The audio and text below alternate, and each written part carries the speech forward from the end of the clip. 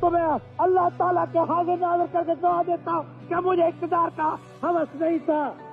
मैंने इक़्तिदार की कुर्सी को पहले ठोक के ताशकंद के बाहर फेंक के रखा था। मुल्क अंदर केतिरा अहिड़ा पढ़ियल लिखियल नौजवान मौजूद आहिनि जेके आला तालीम क़ाबिलियत रखण बावजूद नौकरियूं करण बदिरां अवाम जी बेलोस ख़िदमत खे तरजीह ॾियनि था।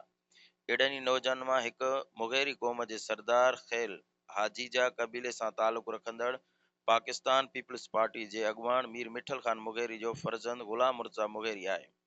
ग़ुलाम मुर्तज़ा मुग़ैरी तालीम मुकमल करण बाद ज़ाती मुफ़ादनि खां मथां उथी अवामी ख़िदमत खे पंहिंजो मिशन बणायो आहे।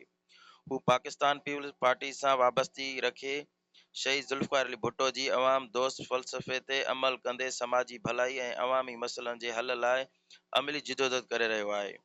शहर शदादकोट समेत इलाइक़े में बुनियादी सहूलियतुनि जी खोट, अवामी मसइलनि ऐं नौजवाननि जे हक़नि बाबति ग़ुलाम मुर्तज़ा मुग़ैरी सियासी सोच सां कमु करण जो अज़म रखे थो।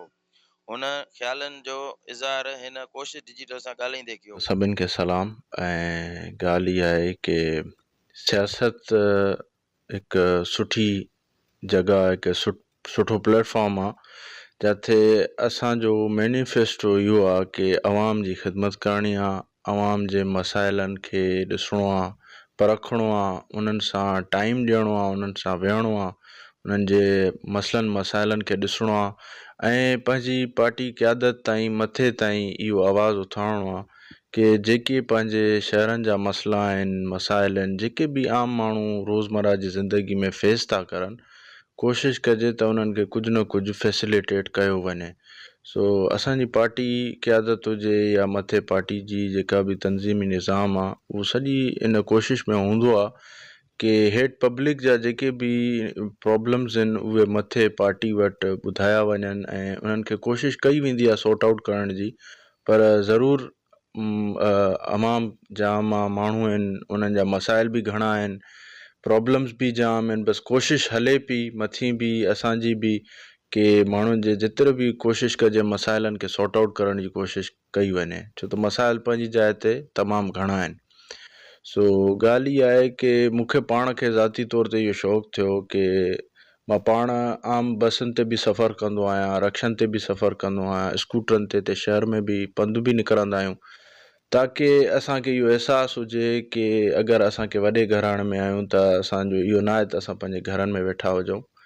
असांजो इहो फ़र्ज़ु थो ठहे कि असां निकिरूं, माण्हुनि खे ॾिसूं। अगरि असां सियासत कयूं था त असांखे अवाम सां 24 कलाक गॾु रहण जी हिमत खपे।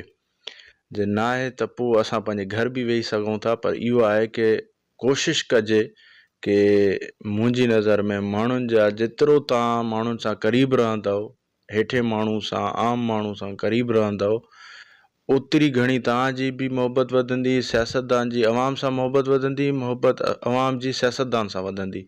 सो इहो असांजो सभिनि जो फ़र्ज़ु हुजणु खपिजे कि पंहिंजे अवाम खे फैसिलिटेट कजे। सो ॼाण खां अलावा हूंदो आहे प्रैक्टिकल लाइफ में अची करे कमु करणु। हाणे असां पढ़ी त वरितोसीं, हाणे असांजो इहो आहे कि असां पंहिंजी प्रैक्टिकल लाइफ में, रूटीन में पॉलिश थियूं पिया, ताकी प्रैक्टिकल लाइफ में अची करे जेको बि असां पढ़ियो आहे, जेको बि असां सिखियो आहे, उहो हाणे असांखे इम्प्लीमेंट करिणो आहे, अमल करिणो आहे। छो त पहिरियों हूंदो आहे इंसान जो अमल थींदो त उन खां पोइ रिज़ल्ट्स हिकिड़े टाइम में अची वेंदा आहिनि। इनखे थोरो टाइम लॻंदो आहे, अरसो लॻंदो आहे, ईअं न आहे त को हिकिड़े दम सां ई सभु कुझु बहितरु थी वेंदो, टाइम लॻंदो। असां बि कोशिशि कंदासीं त अमल में पंहिंजे में बहितरी आणियूं ऐं जेतिरो थी सघे थो सुठो प्रोवाइड करण जी कोशिशि कयूं। पहिरें ॾींहं खां वठी मोहतरमा बेनज़ीर भुट्टो साहब सां बि उनजी आइडियोलॉजी तमामु बहितरीनु ऐं उन्हनि जे नक्शे क़दम ते हलण जी हमेशह कोशिशि कई आहे। प्लस में असांजो आसिफ़ अली ज़रदारी साहब को चेयरमैन पाकिस्तान पीपल्स पार्टी मेन असांजो हिनमहिल ज़ाहिरी ॻाल्हि आहे प्रेज़ेंट में उहो ई मौजूदु आहे ऐं माशाअल्लाह उन्हनि जो सियासी क़दम ऐं सियासी डिसीशन्स ऐं जेको उन्हनि जो सब्र जो पैमानो आहे, उहो असांखे बि उन मां काफ़ी उन्हनि जे नक्शे क़दम ते हलण जी माना अपॉर्चुनिटी असांखे बि मिली आहे। ऐं असांजी बि इहा ई कोशिशि आहे त सदर साहब जे नक्शे क़दम ते हलूं, छो त उहो तमामु दाना सियासतदान ऐं मञियल सियासतदान आहे पूरे पाकिस्तान में न पर पूरी दुनिया में। सो इहा असांजे लाइ ख़ुशनसीबी आहे की असांखे अहिड़ा लीडर्स मिलिया आहिनि। सो असांजो फ़र्ज़ु आहे उन्हनि खे जो नॉलेज वठी ऐं उन्हनि जे नक्शे क़दम ते हलूं। पर अल्हम्दुलिल्लाह पाकिस्तान जी अलाह साईं हमेशह मदद कई आहे।